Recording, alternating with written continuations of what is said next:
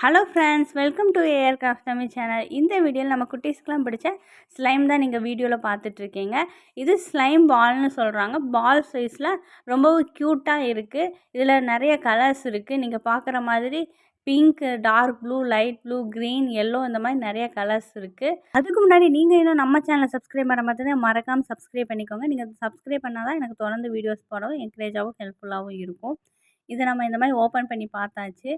ரொம்பவும் க்யூட்டாக இருக்குது. இது நம்ம ஜெல்லி மாதிரி இருக்குது. ரொம்பவும் பார்க்குறக்கு சாட்டிஸ்ஃபைடாக இருக்குது.